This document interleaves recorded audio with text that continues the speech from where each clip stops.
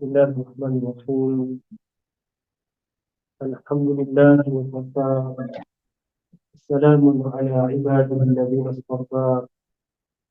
أما بعد، أعوذ بالله من الشيطان الرجيم. بسم الله الرحمن الرحيم. واعتصموا بحبل الله جميعا ولا تفرقوا. صدق الله العظيم. قال النبي صلى الله عليه وسلم: استووا ولا تختلفوا فتختلف قلوبكم. كما قال عليه الصلاة والسلام. Alhamdulillah, c'est uniquement avec le tawfiq d'Allah subhanahu wa ta'ala que nous sommes assis à la masjid, la Baytullah. Nous avons pu faire salat al-asr au jama'a en groupe et ensuite d'écouter quelques paroles. وَمَا تَوْفِيقِي إِلَّا بِاللَّهِ. Vraiment, c'est uniquement nous. Parce que moi-même, je ne peux pas. Il me dit, le professeur, j'avais l'habitude de dire en langue ourdou: Aya Nabi, la yani. Il dit: je ne suis pas venu, et on m'a ramené. Et on m'a rapporté, on m'a ramené. C'est pas moi qui suis venu. Et on m'a ramené. Allah subhanahu wa ta'ala nous donne l'occasion de nous réunir, d'entendre les paroles sur le dîme. Allah subhanahu wa ta'ala nous dit, chers frères, Allah subhanahu wa ta'ala, il a mis le bonheur, le succès, la réussite, la tranquillité, la sérénité, uniquement dans ce livre. La réussite, elle est uniquement dans le livre d'Allah subhanahu wa ta'ala. ومن يطع الله ورسوله فقد فاز فوزا عظيما. Allah, il a mis la grande réussite pour celui qui obéit à Allah et à Rasulullah sallallahu alayhi wa sallam. Et celui qui se détourne, celui qui détourne, qui rejette le digne d'Allah subhanahu wa ta'ala, cette personne-là aura une dignité. ومن أعرض عن ذكري فإن له معيشة ضنكا. Allah subhanahu wa ta'ala nous aime. Cela met chacun l'effort à faire, c'est amener le dit dans le monde. C'est facile de le dire. Combien de fois on a entendu ça? Combien de fois on a répété? Mais la réalité, c'est qu'Allah subhanahu wa ta'ala nous donne al-haqa'iq, incha'Allah, les réalités. La réalité du kalima la ilaha illallah. La réalité de celui qui ramène la réalité dans sa vie. Bon, quel bonheur, quelle tranquillité. La sérénité dans son nom, dans la tombe, et fil akhir, après la mort. Il y a un aspect aujourd'hui que j'aimerais partager avec vous, que nous avons appris de nos assassinats, de nos professeurs, de nos machaïs. Je le répète aujourd'hui, c'est une révision pour moi, pour moi-même. C'est peut-être une leçon, premier cours pour certains d'entre vous. Et ceux qui sont déjà avec nous, ils ont déjà entendu ces conseils. On réécoute. On réécoute encore une fois. Combien de choses on sait déjà. De savoir est une chose, mais la pratique est une autre. Comme il disait, avoir le médicament, c'est bien, mais de le prendre, c'est mieux. De connaître, c'est bien, mais de pratiquer, c'est mieux. Allah subhanahu wa ta'ala nous donne tous, Inch'Allah, qu'on écoute attentivement, qu'on écoute avec l'intention de mettre en pratique. Donc aujourd'hui, j'aimerais bien parler avec vous d'un aspect qui est tellement important. essentiels dans la vie de tous les jours. Et sans cet élément, sans cette chose, on ne peut pas avoir le bonheur dans notre vie. Avoir la tranquillité, c'est pas possible. Et papa. Dans ta vie de couple, dans la vie sociale, au sein de la Ummah, il y a une chose qui est essentielle, c'est ce qu'on appelle l'unité. Être unis.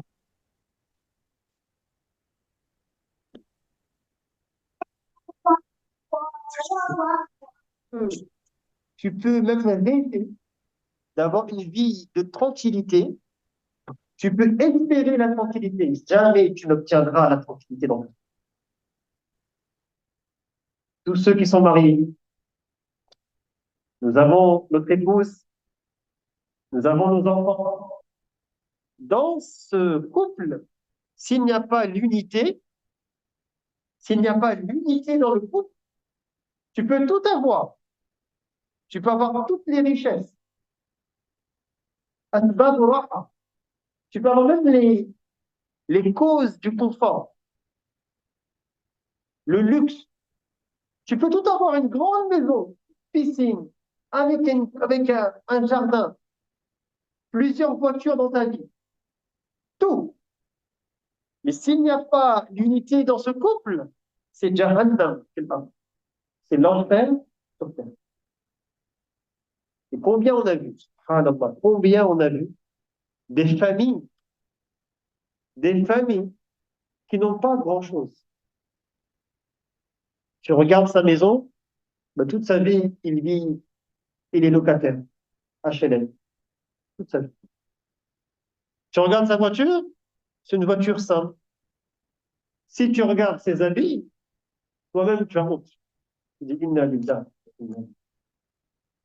Et lorsque tu le regardes, lui, dans sa vie, il est toujours content. Il est toujours content. Pourquoi? Parce que lui et sa madame et ses enfants, ils sont unis. Ils sont toujours ensemble. Aujourd'hui, on voit les familles. Le papa, il mange à telle heure, la maman qui mange à telle heure, et les enfants, ils rentrent à la maison, il y a un message sur le frigo. Il a dit, le repas, il est prêt. Juste, tu prends la gamelle et tu le chauffes, et vas-y, c'est bon, tu manges. Chacun il a son programme, chacun il a son heure. On est pas ensemble. Et également dans la vie sociale, la vie de tous les jours, la vie de la mosquée. Et la Oumma, aujourd'hui, combien de divisions? Combien de divisions? Je ne sais pas comment ça se passe ici à nos gens se voient. Allah subhanahu wa ta'ala, il est mahabba, Inch'Allah. En tout cas, l'expérience qu'on a dans toutes les mosquées aujourd'hui. Là où on est, dans chaque famille, on ne retrouve plus cette vie. Ça, c'est malheureux. Maintenant, la question qu'on peut se poser, maintenant, qu'est-ce que l'unité? Ça veut dire quoi, être uni? Être uni ne veut pas dire que nous allons tous être égaux, que je vais être comme toi, ou que tu vas être comme moi. C'est pas ça. Et les ulama, ils nous donnent comme exemple, regardez la main. Tu prends ta main, il y a 5 doigts. Les 5 doigts sont unis. Ils sont unis. Mais chaque doigt est différent. Et la preuve, c'est que chaque doigt, il a un nom différent. Un, c'est le pouce, l'index, le majeur, l'annulaire, auriculaire. C'est ça, hein. Il faut me corriger, hein, les enfants, hein. Je suis pas très bon, hein, en langue française, malheureusement. Donc, regardez, les 5 doigts sont différents, mais les 5 doigts s'entraident. Subhanallah. Il manque un doigt, je peux plus. Je peux plus jouer. Je peux plus prendre mon téléphone portable, ça ne fonctionne plus. Pourtant, je peux toujours avec les fois, mais il manque un. Donc il faut les seuls, il faut être unis. Imaginez si la Ummah était bien, la Ummah était unie. Subhanallah, combien de choses on devrait faire. Mais nous, aujourd'hui, il manque le pouce, il manque le majeur. On se pose la question, même s'il y a un doigt de pièce. Donc, être unis, mais que chacun ne veut pas dire que nous allons être identiques chacun d'entre nous. C'est pas. Regardez, subhanallah, comment on a fait les choses. L'empreinte, l'empreinte digitale. Il y a des milliards et des milliards d'hommes. Chacun, il a son empreinte digitale. Subhanallah. On est tous différents. Vas-y. ومن آياته أن خلقكم من تراب. Subhanallah, Allah nous a créé de terre. ثم إذا أنتم بشر فانتشروا. Et de cette terre, Allah il a créé l'être humain. Subhanallah. Quelle création. Et des humains qui sont dispersés sur terre. ومن آياته خلق السماوات والأرض واختلاف ألسنتكم وألوانكم. Combien on est différents entre nous? Différentes langues, différentes couleurs. On est différents. Donc, si l'empreinte, si ton doigt, il est différent, si, si le doigt, il est différent, pourtant, c'est juste un bout de peau. Et chacun, c'est différent. Donc, imaginez, les ulama disent, imaginez le cerveau. Les scientifiques ils disent que ce cerveau, il est capable de stocker des trillions d'octets d'informations. Des trillions. Subhanallah. Donc, imaginez ce cerveau qui est si sophistiqué, qui a des trillions d'informations. Comment veux-tu être pareil? C'est pas possible. Je ne veux pas être comme toi. Toi, tu aimes sucré, moi j'aime salé. Toi, tu aimes les bons, moi j'aime les litchis. Dis-moi, j'aime le melon, dis-moi, j'aime les pastèques. Chacun, il a ses goûts. Chacun est différent. Et quand il s'agit de mariage, ah, j'ai ma femme, moi j'ai des goûts. Ah, moi j'aime, il faut qu'elle soit comme ça. Et tu entends la femme qui dit, ah, moi je veux qu'il soit comme ça. Et tu demandes à l'autre femme à côté, il dit, ah, moi je veux comme ça. Ah bon? Ah non, c'est pas mon goût. Hein. Ah non, moi ça m'intéresse pas. Subhanallah. Regardez comment Allah a écrit les choses. Et malgré cette différence, on reçoit l'ordre d'Allah subhanahu wa ta'ala. وَاعْتَصِمُوا بِحَبْلِ اللَّهِ جَمِيعًا. Allah subhanahu wa ta'ala, il nous demande d'être unis. Mais ça veut dire quoi être unis? Être unis dans la vérité, pas dans la force. وَاعْتَصِمُوا بِحَبْلِ اللَّهِ جَمِيعًا. Accrochez-vous à la corde d'Allah. يعني بدين الله سبحانه وتعالى. Accrochez-vous au din d'Allah subhanahu wa ta'ala. Nous devons tous nous accrocher à la prison d'Allah. Ça explique. Être unis dans le din. Quand on parle de din, premièrement, aqaïd. Que si tu veux espérer l'union déjà dans la famille, il faut qu'on ait tous la même croyance. Parfois, il y a des jeunes qui viennent nous voir. Ils disent, Cheikh, est-ce que je peux me marier avec une fille non musulmane? Elle est chrétienne. Elle est juive. Ahlul Kitab. Et donc, on lui répond, il n'y a pas assez de sœurs. Il n'y a pas assez trouvé de sœurs, toi, autour de toi.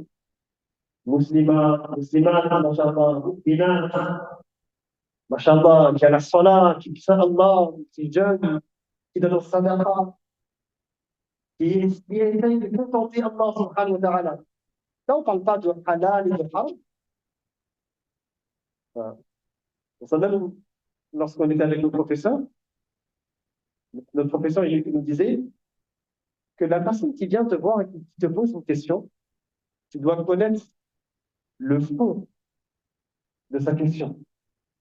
Pourquoi il te pose cette question? Qu'est-ce qu'elle cherche? Qu'est-ce qu'elle veut derrière cette question? Et le moufti doit être intelligent. Il doit être intelligent. Parfois, il reçoit la même question de deux personnes différentes. Une personne, il va dire oui, une personne, il va dire non. Et ça, combien de fois, les Sahaba radiyallahu anhum se sont présentés à Nabi sallallahu alayhi wa sallam. Les Sahaba ont posé la même question. Aïe al-a'mali afdal. C'est quoi la meilleure des actions? Il y a un sahabi, Nabi lui dit sallallahu alayhi wa sallam, la salat, dans son temps, à l'heure. Il y a un sahabi où Nabi sallallahu alayhi wa sallam lui dit d'être bon envers les parents. Pourquoi? Parce que le contexte, il savait que cette personne-là, il y avait une certaine faiblesse dans la salat. Chez cette personne-là, il avait entendu que entre lui et ses parents, c'était pas trop ça. Donc, Nabi sallallahu alayhi wa sallam, il connaissait le contexte de ses parents. Et il répondait. Donc, ça, c'est très important. Donc, on vient, on demande, cher, est-ce que je peux me marier? Si tu cherches le halal et le haram, oui, tu peux. Mais le mieux pour toi, et par expérience, tous les frères qui ont insisté, ils ont dit non, cher, vous savez, aujourd'hui, c'est mon cœur, il est, j'arrive pas. Et je dis, écoute, on t'a conseillé, à la fin, tu fais ce que tu veux. Et quelques semaines plus tard, c'est même pas des années plus tard, quelques semaines plus tard, je regarde. Je dis, cher, il a tellement honte, et parfois, c'est pas lui qui vient. Il envoie quelqu'un d'autre te voir. Et là, il te parle à la troisième personne. Cher, que dites-vous d'une personne que, voilà, il a travaillé, et ensuite, et là, ça fait quelques semaines, que, et toi, si tu es intelligent, tu fais le puzzle, tu comprends la chose. Et là, tu dis, c'est pas mal. Tu veux, tu veux que les cœurs soient unis. Un côté, il y a la ilaha illallah. Dans la même maison, d'un côté, il y a la ilaha illallah, de l'autre côté, il n'y a pas Allah. D'un côté, il n'y a rien sauf Allah, de l'autre côté, il y a tout sauf Allah. Comment veux-tu qu'il y ait tout? Comment veux-tu que les cœurs vont s'unir dans tout? C'est impossible. Impossible. Si c'est pour combler des besoins charnels, oui, tu es dans le halal. Mais si tu veux l'unité dans cette maison, tu peux rien. Donc la première chose, dans la croyance. Il faut que tout le monde ait la même croyance. Donc, des fois, on demande les sunnites et les chiites. On dit non, il faut être. Comment? Ça, c'est un autre sujet très complexe. On ne peut pas rentrer aujourd'hui dans les détails. Ensuite, dans les ribadats, si dans cette maison, il y a donc la femme qui fait la salat, mais le mari ne va pas à la mosquée. Le mari ne fait pas la salat. Tout dans cette maison, ça va exploser. Ou vice-versa, le monsieur, il va à la mosquée, il est assidu à la salat, régulier à la masjid, et madame ne fait pas la salat. Un jour même, elle va te dire, mais où tu vas tous les jours? Moi, je suis à la maison, et toi, où tu vas? Donc, c'est pas, on n'a pas les mêmes codes. On n'a pas le même langage. Et à la fin, c'est la vie. C'est le mois de Ramadan, chaque Ramadan. Tu vois, dans la même famille, il y a des gens qui jeûnent et des gens qui ne jeûnent pas. Comment? Donc, mes très chers frères, dans les ibadats. Ensuite, dans les mu'asharat, l'interaction sociale. Mais attention, selon les dîmes d'Allah. Quand tu rentres à la maison, tu dis Assalamu alaikum. Vous connaissez, non, la sunna, lorsqu'on rentre à la maison, Assalamu alaikum wa rahmatullah. Et salawat ala nabi. Il y avait un compagnon qui s'est plaint de problèmes financiers dans sa vie. Il est parti voir Nabi sallallahu alayhi wa sallam, il dit, Ya Rasulallah, je n'ai pas assez pour moi et ma famille. Rasulullah sallallahu alayhi wa sallam lui a conseillé, lorsque tu rentres chez toi, tu passes le salam, il y a quelqu'un ou pas, tu rentres à la maison, assalamu alaykum wa rahmatullah wa barakatuh. Deuxièmement, salam ikhlas. Qul huwallahu ahad, Allahu samad, lam yalid wa lam yulad wa lam yakul lahu kufuwan ahad. Troisièmement, salawat alayhi. Sallallahu alayhi wa sallam. Et le sahabi, il avait en pratique, et qu'Allah nous donne le tawfiq, Inch'Allah, que ceux qui ont déjà une pratique, Inch'Allah, qu'Allah nous donne le tawfiq pour continuer. Et ceux qui n'ont pas encore mis en pratique cette sunnah, Inch'Allah, à partir d'aujourd'hui, nous mettons cette intention que je vais mettre en pratique, Inch'Allah, dès aujourd'hui. Je rentre à la maison, salat, salat mikhlas et salawat ala nabi, Inch'Allah. Et quelques semaines plus tard, Rasulullah le voit, sallallahu alayhi wa sallam. Il dit, Rasulullah, je l'ai en pratique. Je vous conseille aujourd'hui, j'ai tellement, Allah il m'a donné tellement que j'ai assez pour moi, pour ma famille et même pour mes voisins. Subhanallah. Donc, mes frères frères, je rentre à la maison, assalamu alaykum. Et là, mes enfants, ils rentrent à la maison, ils disent bon après-midi, bonjour, bonsoir. C'est pas le même mu'ashara. Si on veut cette unité avec les frères, même dans les mu'ashara, le dhikr d'Allah subhanahu wa ta'ala. Le soir, quand tes enfants ils vont dormir, assalamu alaykum. Voilà. Quand tu manges également l'heure de manger, on dit tous bismillah. On mange avec la main droite, se lave les mains. Après manger, alhamdulillah. Dans les mu'amalat, c'est pareil. Dans l'akhlaq, c'est pareil.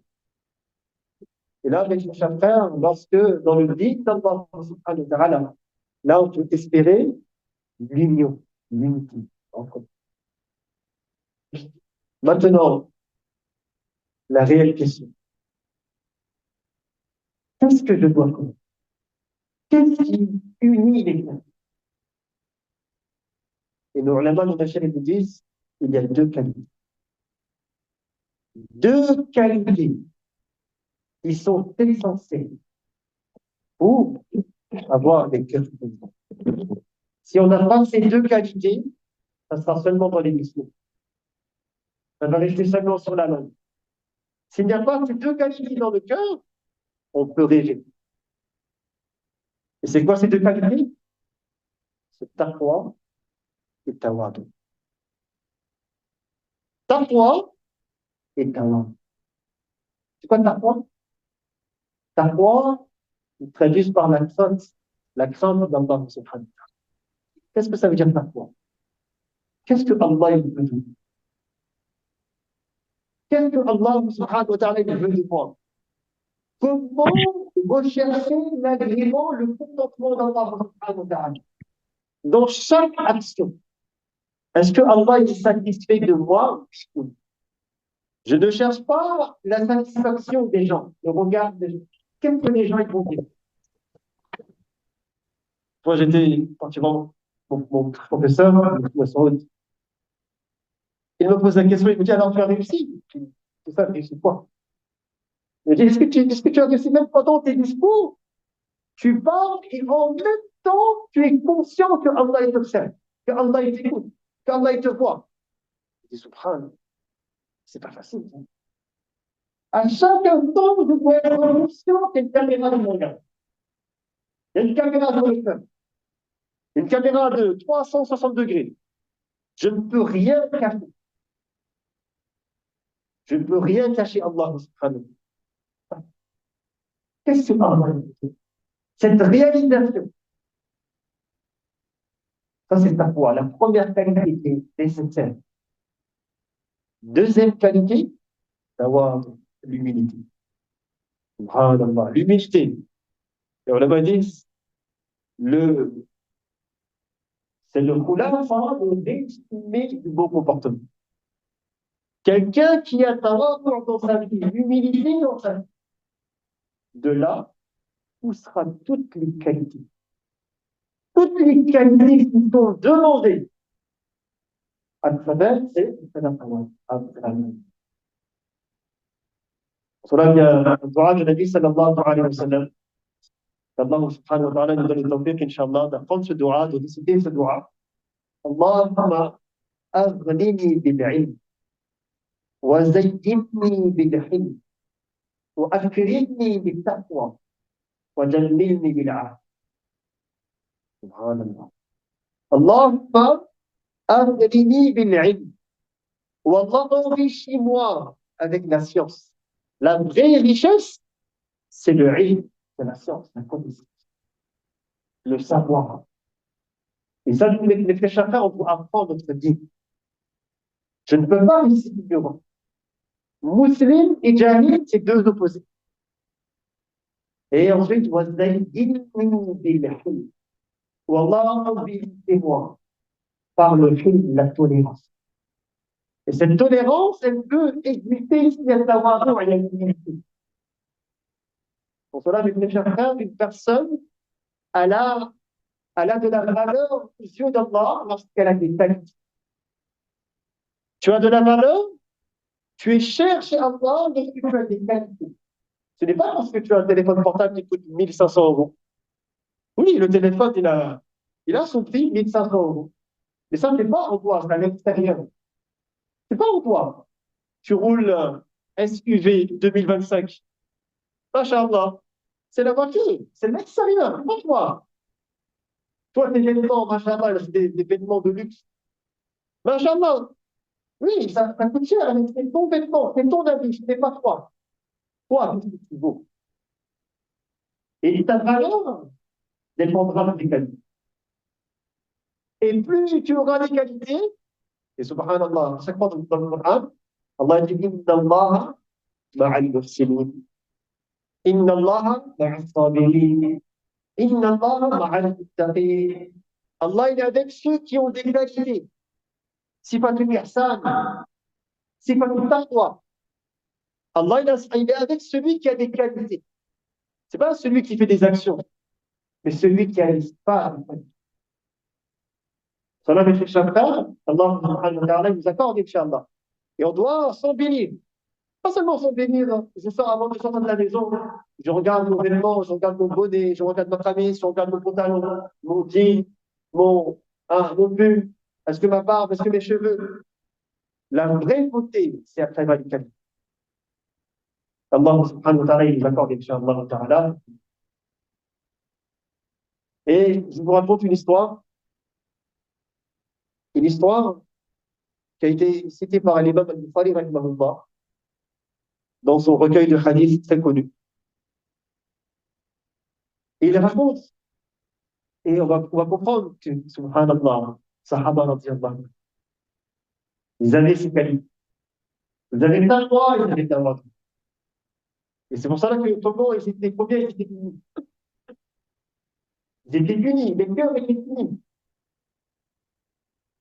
Donc, le hadith, il a été rapporté par Abu Darda radiyallahu ta'ala. Et il dit, كانت بين أبي بكر وعمر رضي الله تعالى عنهما محاورة. Il y avait donc une discussion, une dispute entre Abu Bakr et Omar, radiallahu. Et avant de continuer, si on sait c'est qui, c'est quoi le calibre de ces sahaba. Abu Bakr, afdal al-bashar ba'da al-anbiya. C'est le meilleur être humain après les anbiya. Sayyiduna Abu Bakr, radiallahu. Omar, radiallahu anhu. S'il y avait un prophète, rappelez-moi la grande Abu Bakr, c'était Omar, radiallahu.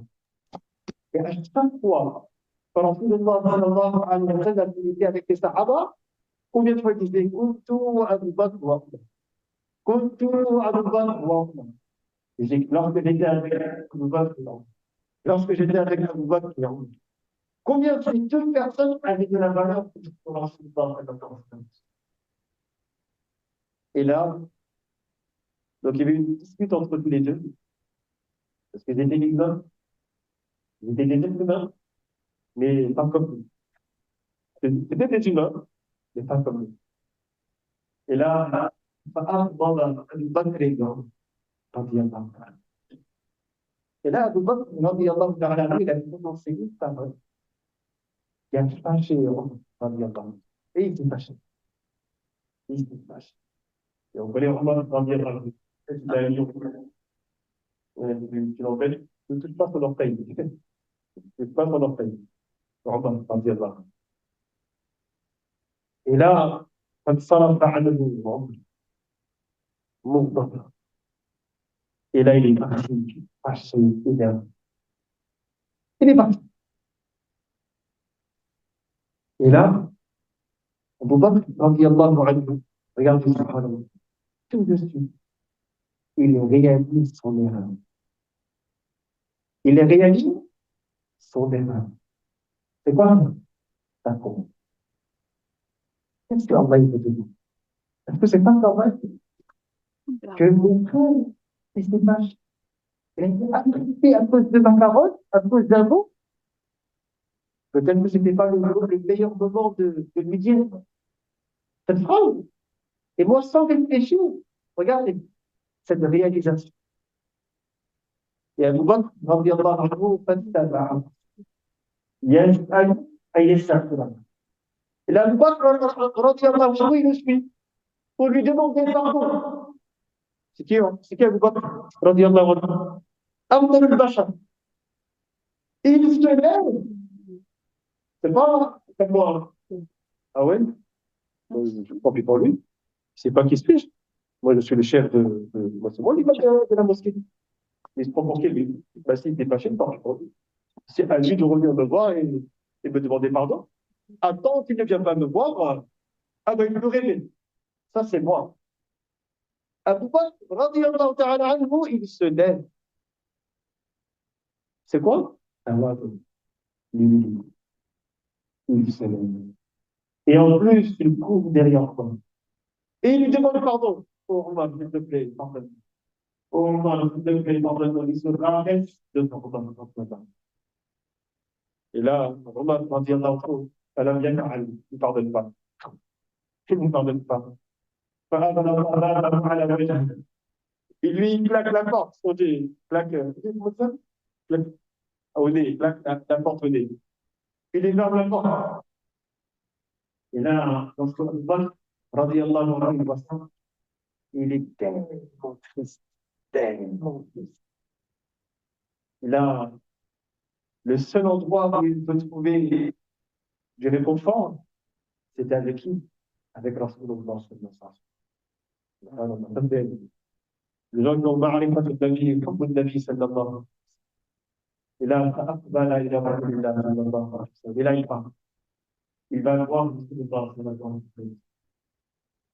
Et lui, on va derrière la porte. Lui aussi va voir. Et là, il se réveille. Qu'est-ce que j'ai fait? Qu'est-ce que j'ai fait? Abu Bakr, il s'est mis debout, il m'a suivi, il me demande pardon, et Omar, pardonne-moi, oh Omar, pardonne-moi. Et moi, ce que j'ai fait, je l'ai plaqué. J'ai fermé la porte. Subhanallah. C'est quoi là? C'est de réalisation? Qu'est-ce que j'ai? Est-ce que Allah il est pour nous? Est-ce que derrière cette action, derrière ce geste, est-ce que Allah il a laissé de moi? Et là, qu'est-ce qu'il fait? Il ouvre la porte. Il va chercher Abu Bakr. Tu vois ça? Alors, l'illimité de ça. Et là, entre-temps, Abu Bakr, radiallahu anhu, il arrive. فأقبل. Ensuite, حتى سلم, il passe le salam à Nabi sallallahu alayhi wa sallam. Et là, وجعل سيدنا النبي صلى الله عليه وسلم يتصادق رسول الله صلى الله عليه وسلم. وقص على النبي صلى الله عليه وسلم الخبر إليه رجل بالصوم. يا رسول الله, j'ai dit une parole. Et Omar n'était pas content. Il s'est fâché, il s'est mis debout, il est parti. Il raconte tout, et il a fermé la porte. Et là, Abu Darda, il était là, il était présent, il raconte une carte d'histoire. Il dit, فقال أبو درداء ونحن عنده. On était avec Nabi sallallahu alayhi wa sallam. Il a dit au Rasulullah sallallahu alayhi wa sallam, il s'est fâché. Il s'est mis en colère. Comment? Abu Bakr, radiallahu anhu, il est venu demander pardon. Et on va la repousser. Subhanallah. Là, De loin, ils vont arriver en haut. Parce qu'ils savaient, l'endroit où on peut trouver Abu Bakr, c'est avec Rasulullah. Et là, il a vu. Et là, Rasulullah, sallallahu alayhi wa sallam, là, ils sont bien. Là, son visage change de couleur. Subhanallah, imaginez, moi, si c'était moi, je vais rapporter, on dit, je vais balancer un ami sallallahu alayhi wa sallam. Il lui raconte tout. Ah, il a fait ça, et il a fait ça. Et en plus, je lui ai demandé pardon. Et à la fin, il a fermé la porte. Et là, maintenant, je lui raconte tout à Nabi sallallahu alayhi wa sallam. Et là, je vois que Nabi est avec moi. Et là, je vois maintenant celui-là qui m'a mangé, ah, bah, en plus là, et là, il voit maintenant Omar. Rasulullah, il voit Omar arriver. Sallallahu alayhi wa sallam. Il va arriver, Omar. Imaginez, moi, si c'était moi, je dis, ah, là, c'est l'opportunité, il va recevoir une raclée, il va recevoir une raclée, Nabi va lui faire, il va recevoir une punition bien faite, comme disent les enfants, chers, pour toi, tant pis pour toi. Et là, Omar, il a mis. Et lorsque Abu Bakr, radiallahu anhu, il voit le regard de Rasulullah sallallahu alayhi wa sallam sur Omar. Et là, dans le hadith, il dit, il se met à genoux. Abu Bakr, radiallahu anhu, c'est lui qui se met à genoux devant Rasulullah sallallahu alayhi wa sallam. Il dit, Wallahi ya Rasulallah, la ana kuntu abra. Il dit, ya Rasulallah, par Allah, j'ai choisi d'Allah, c'est moi le fautif, c'est pas Omar. C'est moi le fautif, ce n'est pas Omar. Quel degré de savoir, quel degré d'unité. Aujourd'hui, on est prêt avec nos parents. J'ai tort, je n'ai même pas la force de me rabaisser devant mes parents. Même parfois le grand frère, la grande sœur, elle vient devant et dit, ça c'est ton papa, hein. Ça c'est ta maman, hein. Réveille-toi un petit peu. Ils ont le droit de te crier dessus. Quand tu es l'enfant, calme-toi et rabaisse-toi, il va voir, il va te demander pardon. Et même ça, on n'arrive pas. Dans le couple, mon professeur il disait, si seulement il y a juste une personne dans le couple qui se rabaisse, il y aura le paradis. Alors là, les deux, ils se rabaissent, ça c'est le kilonomie. Ça c'est Masha'Allah. Je ne sais pas si ça existe encore aujourd'hui, mais il y a une personne qui se rabaisse. C'est le paradis. Là, Rasulullah sallallahu alayhi wa sallam, à la fin, il répète devant tous les Sahaba. حتى يكون الإنسان صاحبي حتى يكون الصاحبي عليه laissez mon compagnon tranquille. Il a répété 2 fois. Il a dit lorsque je suis venu à vous et j'ai dit Ya ayyuhannas inni rasulullah ilaykum jami'a, que j'ai été envoyé par Allah pour tout le monde. Et vous, wa qultum kadhab, et vous avez dit tu as menti. Il n'y avait que Abu Bakr Siddiq radiyallahu qui a dit ça. Tu as dit vrai, ya Rasul. Elle est laissée tranquille. Regardez les choses. Taqwa. Ces deux qualités, malheureusement, qui manquent chez nous. Est-ce que je suis conscient? J'ai blessé le cœur de mon épouse. J'ai prononcé une parole blessante. Je sais que je suis fautif. Et qu'est-ce que j'attends? J'attends que c'est elle qui vienne me voir. Ah non, je suis le mari. C'est moi le chef. C'est moi le patron. Si elle veut que ça continue, c'est elle de venir. Aujourd'hui, les femmes se plaignent, vous savez. Elles se plaignent parce qu'elles disent, elles disent, depuis que je me suis mariée avec lui, il ne m'a jamais demandé pardon. C'est moi qui dois le demander. C'est de l'orgueil, l'arrogance. Pourquoi on n'arrive pas? Pourquoi je n'arrive pas à demander ça? Wallah, c'est juste un peu. On se rappelle, et derrière ça, il y a le lien. Allah, il a mis le bonheur, la dignité derrière ces défenses. Il y a un défense de s'écraser. Écrase-toi. Si tu veux avoir le bonheur, tu veux avoir une umma, on doit apprendre mes frères à s'écrire. Et le plus important, c'est ça, la crainte d'Allah subhanahu wa ta'ala. Qu'est-ce que Allah il dit? Est-ce que derrière cette action, est-ce qu'il y a le contentement d'Allah? Est-ce que derrière cette action, est-ce que l'action a été accomplie de la manière d'une manière qui est agréée par Allah subhanahu wa ta'ala? Et celui qui a ces deux qualités-là, subhanallah, que dit Allah subhanahu wa ta'ala nous fait à tous, Inch'Allah. Allah nous donne la réalité de ces paroles. Et pour avoir ces qualités, يا أيها الذين آمنوا اتقوا الله وكونوا مع الصابرين. Allah nous demande de rester avec lui. الصدق يعني استواء الظاهر والباطن. C'est que l'intérieur et l'extérieur, ben, c'est pareil. C'est pas, je viens devant vous, je vais à la mosquée, j'ai une face, et je rentre à la maison, j'ai un deuxième visage. Comme la plupart d'entre nous, malheureusement, je suis très gentil avec les étrangers. Et lorsque je suis à la maison, avec mon épouse, avec mes enfants, c'est un tyran, c'est un lion. Voilà. Il y a un lion à l'extérieur, tout doux. Plus gentil que lui, ça n'existe pas. Mais quand il est à la maison, non. Et pour amener ces qualités, nous devons être en compagnie des gens qui ont dénaturé. Et subhanallah, Allah nous a permis de voir des gens comme ça. Vraiment, naturellement, en disant savoir. Et c'est naturel, c'est ce naturel que Allah il cherche. Allah dit dans le Coran, وَعِبَادُ الرَّحْمَنِ الَّذِينَ يَمْشُونَ عَلَى الْأَرْضِ هَوْنًا. C'est comme quand le père il arrive et il touche l'épaule. Il dit, ah, lui là, ça c'est mon gars. Il dit ça. Il dit ça, lui là, c'est mon machallah. Et là, lui-même, il se sent lourd maintenant. Il se sent lourd. Parce que un homme politique, il a mis sa main sur l'épaule et lui, un machallah, lui, il a juste touché. Maintenant, il se sent lourd. Imaginez, ça c'est le même. Allah subhanahu wa ta'ala dit, ce sont mes serviteurs. وعباد الرحمن. Ils sont les serviteurs de Ar-Rahman.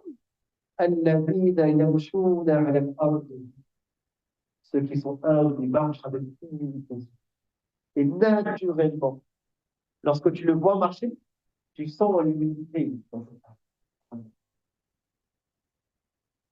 Allah subhanahu wa ta'ala, Allah nous accorde, Inch'Allah, sur notre solidarité, de rester avec les pieux, et de prendre les gars, leur qualité,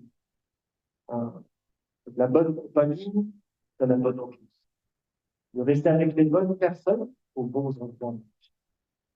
Même le conseil est pour tous les jeunes, comme de l'État. Vous avez aux imams de la mosquée, Inch'Allah, qui ont étudié, qui sont restés longuement en compagnie de leurs chinois, de leurs professeurs. Vous avez une chance sur le genre. Ce n'est pas dans toutes les mosquées. Et si vous ne croyez pas, allez-y. Allez-y, parcourez même la France et même voir l'Europe. Ce n'est pas dans toutes les mosquées qu'il y a un Ali, qu'il y a quelqu'un qui a éduqué son fils. Et en plus de cela, il a reçu Tarbiya. C'est-à-dire, il a été éduqué, formé spirituellement, l'intérieur, l'extérieur. Et lorsqu'on va commencer à s'asseoir avec ces gens-là, vous allez voir, vous-même, vos épouses, vos enfants, toute la famille, mais la seule. مستعدون إن شاء الله الله سبحانه وتعالى nous accorde Inch'Allah. Pas que ce soit seulement un rêve, c'est possible. Mais chacun doit faire. Chacun doit faire l'effort pour amener les qualités dans sa vie. On doit prendre ce doigt également. Allahumma aghnini bil-ilm wa zayyinni bil-ilm wa akrimni bi-taqwa. Wallah, honorez-moi wa jammilni bil-'afiyah. Et obéissez-moi, Wallah, avec l'afiyah. L'afiyah, يعني الدفع عن الذنوب. C'est-à-dire de repousser toutes les difficultés. D'abord la santé, le bien-être, la tranquillité, tout. Ça, c'est dans le mot al-afiyah. Et dans ce moment, c'est ça, Allah al-afiyah. Je vous dis, Allah subhanahu wa ta'ala, اللهم إني أسألك العفو والعافية والمعافاة الدائمة في الدين والدنيا والآخرة. Inch'Allah, c'était juste un petit programme. Allah subhanahu wa ta'ala, il nous donne à voir en premier. Pour ces qualités, Inch'Allah ta'ala, c'est facile de répéter. C'est facile d'écouter. Quand on demande à Allah, il n'y a rien d'écouter cette parole, Inch'Allah. Les sœurs également, c'est pas que pour les hommes, les femmes qui écoutent à distance, c'est parce qu'il y a des femmes qui écoutent à l'étage également. Donc il faut se rappeler également, quand il y a cette vie, on est en couple, on est avec nos frères, on est avec nos parents. De la même manière, c'est pas seulement l'effort à faire chez le mari, c'est l'effort à faire également chez la femme. Il y a un effort de chacun. Si la femme, elle fait son effort, elle se rabaisse d'un côté, son mari se rabaisse de l'autre. Subhanallah. Quelle maison, quel foyer. Si nous, entre les frères de la mosquée également, chacun, avec ta foi, pose la question, où est l'ordre d'Allah? Où est-ce qu'il y a le commandement d'Allah subhanahu wa ta'ala? C'est pas un combat qui va gagner. Le mari dit non, moi, je veux gagner dans ce débat. La femme, elle dit non, non, il a gagné déjà assez, aujourd'hui, c'est à moi de gagner. C'est pas, il n'y a pas de score. C'est pas 5-0, 10-4, 1. Non, maintenant, c'est les prolongations. Et là, maintenant, il y en a qui disent non, voilà, je suis au tir au but là. Et là, c'est fini. Après ça, c'est fini, on se sépare. Non! Écrase-toi. Même savoir de Radina, celui qui se rappelle pour Allah. Il faut que lorsque tu te rappelles que c'était pour Allah, pour Allah, il te dit. Allah, il dit, il est humble pour voir. Pas pour les gens. C'est pas, j'entre dans la mosquée et je fais semblant d'avoir la tête baissée. Ça, c'est une fausse humilité. Derrière cette humilité, il y a de l'orgueil qui est caché. Il veut que les gens l'appellent Masha'Allah, hada rajul mutawadi. Il dit, dans cet homme-là, c'est un homme humble. Il veut être mashhour par ce laqab, par ce titre. Non, je ne cherche pas. Je veux que juste chez Allah, Allah il m'appelle, ça me fait tout. Ibadullah. Inch'Allah, Allah subhanahu wa ta'ala, dans le fait de comprendre, Inch'Allah, de mettre en pratique. وآخر دعوانا الحمد لله رب العالمين سبحانك اللهم وبحمدك نشهد أن لا إله إلا أنت نستغفرك ونتوب إليك سبحان ربك رب العزة عما يصفون والسلام على المرسلين والحمد لله